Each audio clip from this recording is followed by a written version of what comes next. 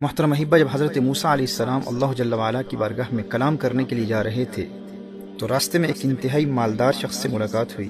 وہ عرض کرتا ہے کہ اے اللہ کے نبی، اللہ جل وعلا کی بارگاہ میں میرا یہ پیغام پہنچا دیجئے گا کہ اے اللہ، تو نے مجھے اس قدر دولت عطا فرمائی ہے، اس قدر نوازا ہے کہ اب مجھ سے مزید یہ دولت سنبھالی نہیں جاتی۔ اب مزید دولت مجھے عطا نہ فرما اور اس سلسلے کو بند فرما دے۔ مجھے تو نے اس قدر نوازا ہے کہ اب مجھ سے مزید سنبھالا نہیں جاتا۔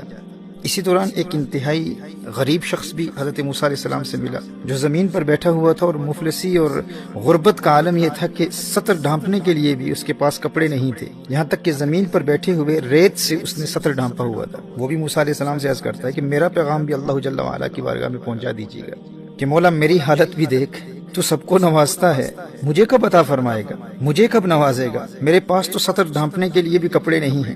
جب حضرت موسیٰ علی نبینا علیہ الصلوۃ والسلام اللہ کی بارگاہ میں حاضر ہوئے تو پہلے اس امیر کبیر دولت مند شخص کا پیغام اللہ کی بارگاہ میں پہنچایا کہ مولا ایک امیر شخص ملا تھا اور وہ چاہتا ہے کہ اس پر عطاؤں کا سلسلہ ختم کر دے۔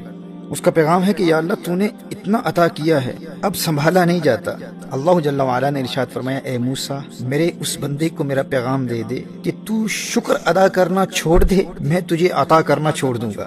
حضرت موسیٰ علیہ السلام عرض کرتے ہیں کہ یا اللہ، ایک انتہائی غریب انسان بھی ملا تھا اور اس کی حالت تو یہ تھی کہ سطر ڈھانپنے کے لیے بھی کپڑے نہیں تھے، یہاں تک کہ اس نے ریت کے ذریعے سطر ڈھانپا ہوا تھا، اور اس کا پیغام یہ ہے کہ مولا مجھے کب عطا فرمائے گا، مجھے کب نوازے گا، میرے پاس تو کچھ بھی نہیں ہے۔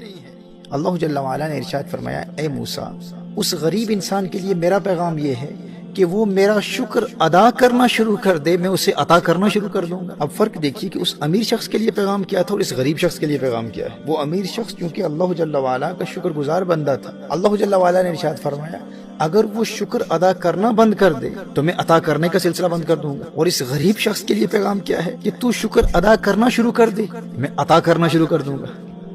اب سیدنا موسیٰ علیہ السلام جب واپس آئے تو اس امیر شخص نے پوچھا کہ اے اللہ کے نبی، کیا میرا پیغام اللہ جل وعلا کی بارگاہ میں پہنچایا تھا؟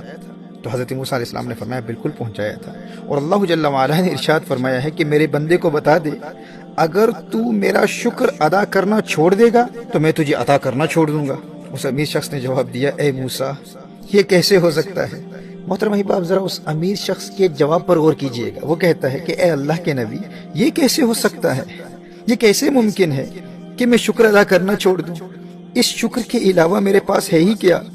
جب میرے پاس کچھ نہیں تھا اس وقت بھی شکر کی دولت تھی، میں سب کچھ کر سکتا ہوں، لیکن شکر کی دولت سے محروم نہیں ہو سکتا۔ اے موسیٰ، جو کچھ بھی ہو جائے میں شکر ادا کرنا نہیں چھوڑوں گا۔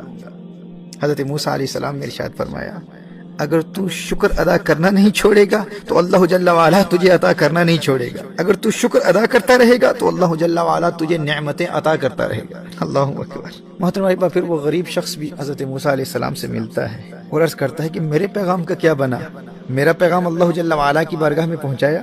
سیدنا موسیٰ علیہ نبینا علیہ الصلوۃ والسلام نے ارشاد فرمایا کہ اللہ جل وعلا کا پیغام تیرے لیے یہ ہے کہ تو میرا شکر ادا کرنا شروع کر دے، میں تجھے عطا کرنا شروع کر دوں گا۔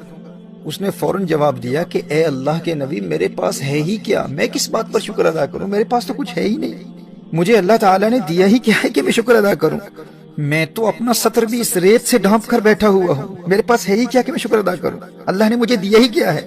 میرے دوستو، جو ہی اس نے یہ جملے کہے نا، ہوا کا ایک تیز جھونکا آیا اور اس ریت کو بھی اڑا کر چلا گیا، جو ریت اس کے پاس تھی وہ بھی چلی گئی۔